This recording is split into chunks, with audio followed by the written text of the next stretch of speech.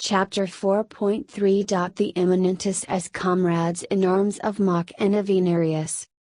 In speaking of empirio-criticism, we could not avoid repeatedly mentioning the philosophers of the so-called Immanentist school, the principal representatives of which are Schopp, Lechler, Ranke, and Schubert-Sottern. It is now necessary to examine the relation of empirio-criticism to the Immanentists and the nature of the philosophy preached by the latter. In 1902 Mach wrote, "Today I see that a host of philosophers, positivists, empirio-criticists, adherents of the Immanentist philosophy, as well as a very few scientists, have all, without knowing anything of each other, entered on new paths which, in spite of their individual differences, converge almost towards one point, analysis of sensations." p. 9. Here we must first note Mach's unusually frank admission that very few scientists are followers of the supposedly new, but in truth very old, Humean Berkeleyan philosophy. Secondly, extremely important is Mach's opinion that this new philosophy is a broad current in which the Immanentists are on the same footing as the empirio-criticists and the positivists. Thus repeats Mach in the introduction to the Russian translation of the Analysis of Sensations, 1906, "There is a common movement." p. 4. My position, Mach says in another place, moreover, borders closely on that of the representatives of the Immanentist philosophy. I found hardly anything in this book, that is, W. Schopp, Outline of the Theory of Knowledge and Logic, with which, with perhaps a very slight change, I would not gladly agree. p. 46. Mach considers that Schubert-Sottern is also following close paths. p. 4, and as to Wilhelm Schopp, Mach even dedicates to him his latest work, the summary so to speak of his philosophical labors, Knowledge and Error. Avenarius, the other founder of empirio-criticism, wrote in 1894 that he was gladdened and encouraged by Schopp's sympathy for empirio-criticism, and that the differences between him and Schopp exist, perhaps, only temporarily, wie liegt nur einstweilen noch bestehend. 1. And, finally, J. Petzold, whose teachings Lessivik regards as the last word in empirio-criticism, openly acclaims the trio, Schopp, Mach and Avenarius, as the leaders of the new trend. Einführung in die Philosophie der reinen Erfahrung, BD. 2, 1904, s. 295, Das Weltproblem, 1906, s. v. on 146. On this point Petzold is definitely opposed to Willi, Impf. 2, 321, probably the only outstanding Machin who felt ashamed of such a kinship as Schopp's and who tried to dissociate himself from him fundamentally, for which this disciple was reprimanded by his beloved teacher Avenarius. Avenarius wrote the words about Schopp above quoted in a comment on Willi's article against Schopp, adding that Willi's criticism perhaps was put more strongly than was really necessary. Vertelges Rift für wissenschaftliche Philosophie, 18. Jerg, 1894, s. 29, which also contains Willi's article against Schopp. Having acquainted ourselves with the empirio-criticists' opinion of the Immanentists, let us examine the Immanentists' opinion of the empirio-criticists. We have already mentioned the opinion uttered by Lechler in 1879. Schubert-Sottern in 1882 explicitly expressed his agreement in part with the elder Fichte, that is, the distinguished representative of subjective idealism, Johann Gottlieb Fichte, whose son was as inept in philosophy as was the son of Joseph Dietzgen, and with Schopp, Lechler, Avenarius and partly with Ranke, while Mach, Die Geschichte die Wurzel des Satzes der Erhaltung der Arbeit, is cited with particular gusto in opposition to national historical metaphysics. 2. The term given to natural historical materialism by all the reactionary university lecturers and professors in Germany. In 1893, after the appearance of Avenarius' The Human Concept of the World, W. Shupp hailed this work in an open letter to Professor Avenarius as a confirmation of the naive realism which he, Shupp, himself advocated. My conception of thought, Shupp wrote, excellently harmonizes with your, Avenarius, pure experience. 3. Then, in 1896, Schubert Sottern, summarizing the methodological trend in philosophy on which he bases himself, traces his genealogy from Berkeley and Hume down through F. A. Lang. The real beginning of our movement in Germany dates from Lang, and then through Laws, Shupp, and Co., Avenarius and Mach, real, among the neo-Kantians, ch.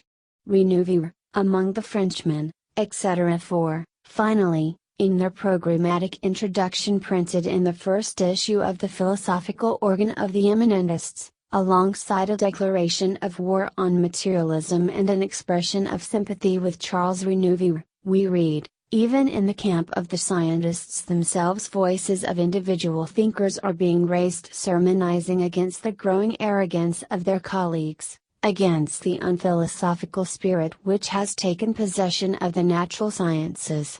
Thus the physicist Mach.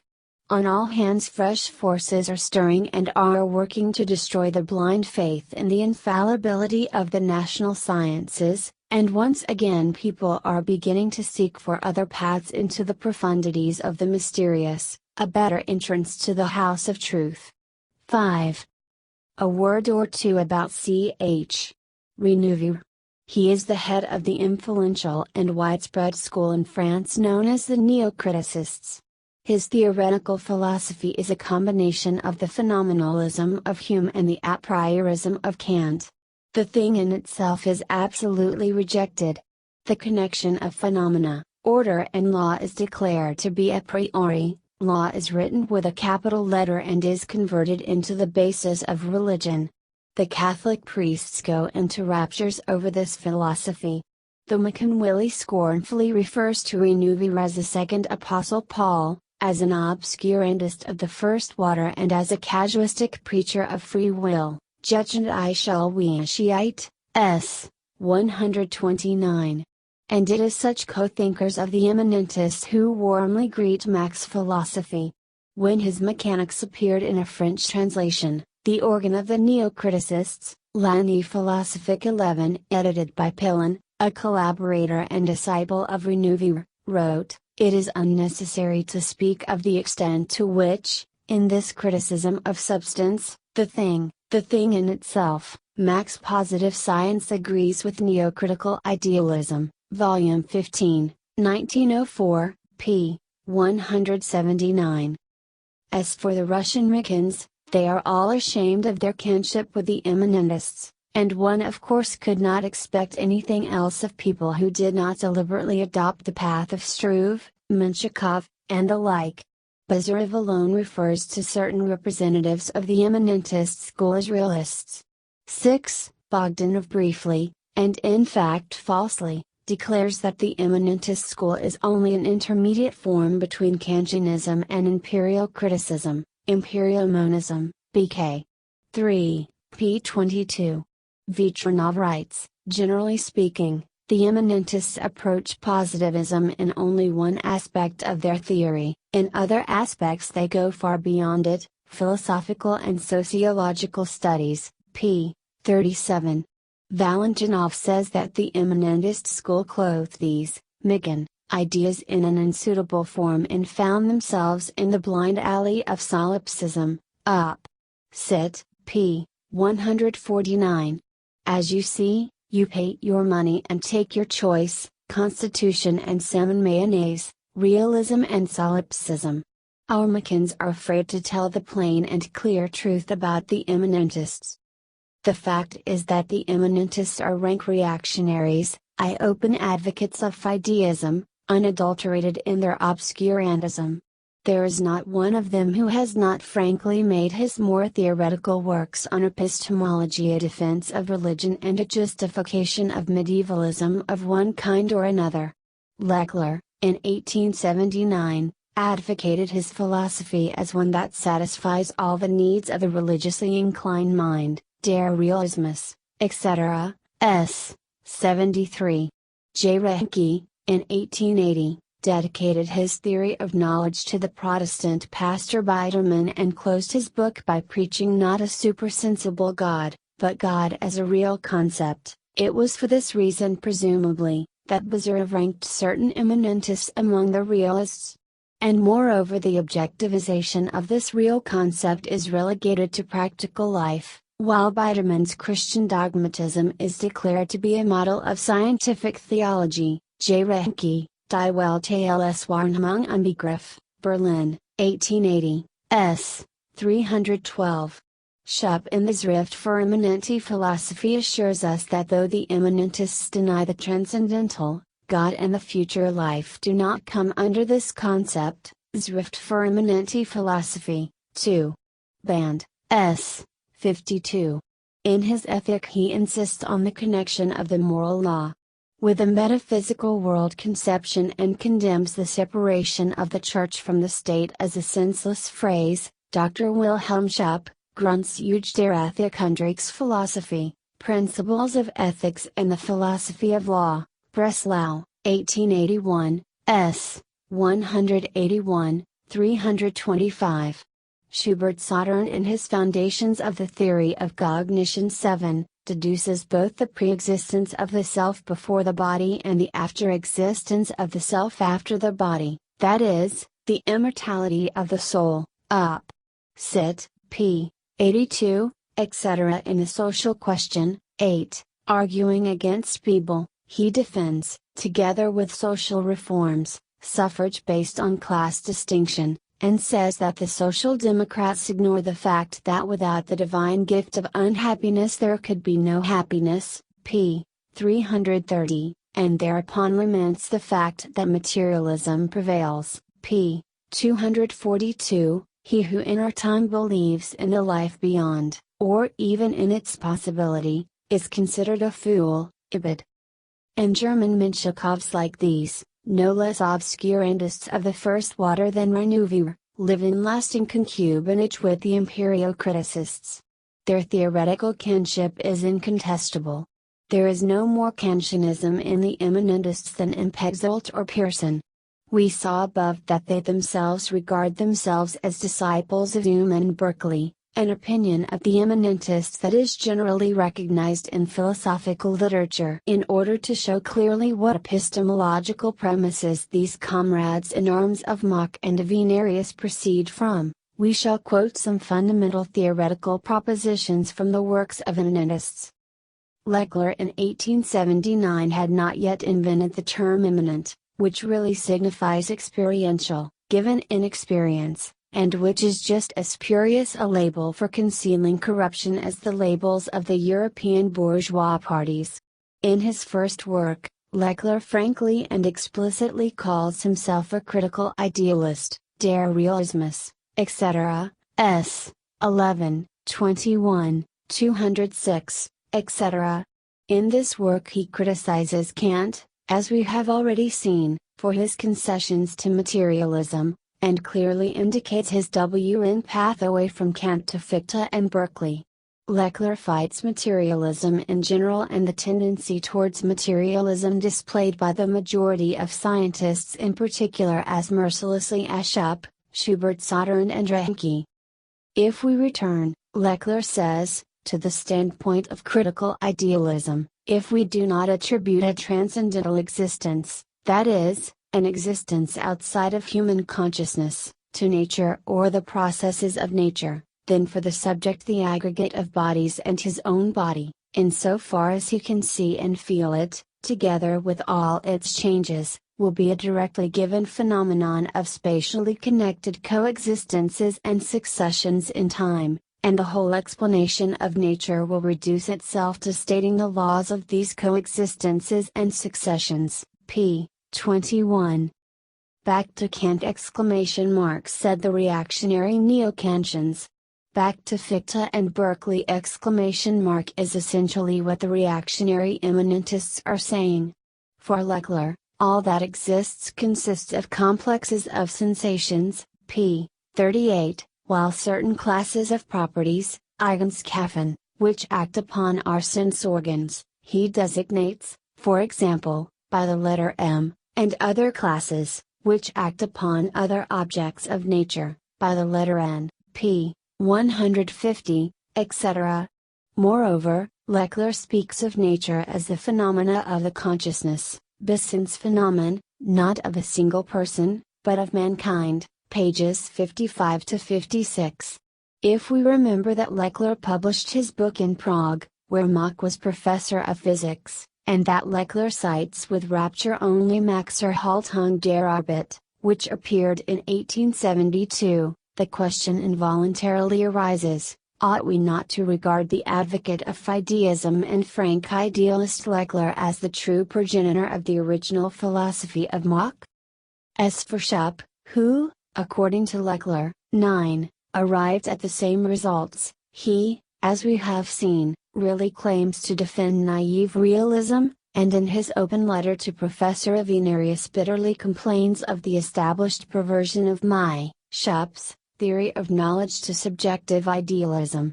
The true nature of the crude forgery which the immanentist Schupp calls a defense of realism is quite clear from his rejoinder to Wundt, who did not hesitate to class the immanentists with the fictines, the subjective idealists, Philosophus Studien, Locke. Cit. S. 386, 397, 407. In my case, Schupp retorts to Wundt, the proposition being is consciousness means that consciousness without the external world is inconceivable, that the latter belongs to the former, that is, the absolute connection, Zusammengehaltigkeit, of the one with the other, which I have so often asserted and explained, and in which the two constitute the primary whole of being. 10. One must be extremely naive not to discern unadulterated subjective idealism in materialism. Just think, the external world belongs to consciousness and is in absolute connection with it. The poor professor was indeed slandered by the established practice of ranking him with the subjective idealists.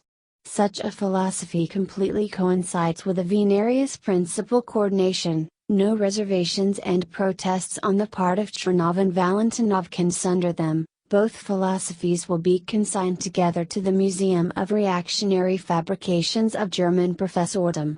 As a curiosity once more testifying to Valentinov's lack of judgment, let us note that he calls Schupp a solipsist. It goes without saying that Schupp vowed and swore that he was not a solipsist, and wrote special articles to this effect, just as vehemently as did Mach, Betzold, and co., yet is highly delighted with Bezerev's article in the Studies. I should like to translate into German Bezerev's dictum that sense perception is the reality existing outside us and forward it to some more or less intelligent immanentist. He would embrace and kiss Bezerev as heartily as the Schupps, Leclerc's and Schubert-Sauternes embraced Mach and Avenarius. For Bezerev's dictum is the alpha and omega of the doctrines of the immanentist school. And here, lastly, is Schubert-Sauterne. The materialism of natural science, the metaphysics of recognizing the objective reality of the external world, is the chief enemy of this philosopher. Grundlagen einer Erkenntnistheorie, 1884, p. 31 and the whole of Chapter 2, The Metaphysics of Natural Science. Natural science abstracts from all relations of consciousness, p. 52. That is the chief evil, and that is just what constitutes materialism. For the individual cannot escape from sensations and, hence, from a state of consciousness, pages 33 to 34.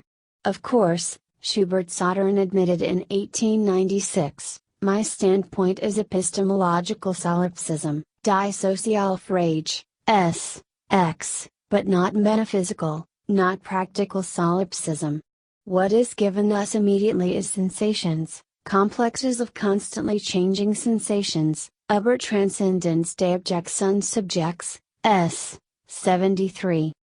Marx took the material process of production, says Schubert-Sauterne, as the cause of inner processes and motives, in the same way, and just as falsely, as natural science regards the common, to humanity, external world as the cause of the individual inner worlds, die Sozialfrage, S18. That Marx's historical materialism is connected with natural historical materialism and philosophical materialism in general, it does not even occur to this comrade-in-arms of Mach to doubt.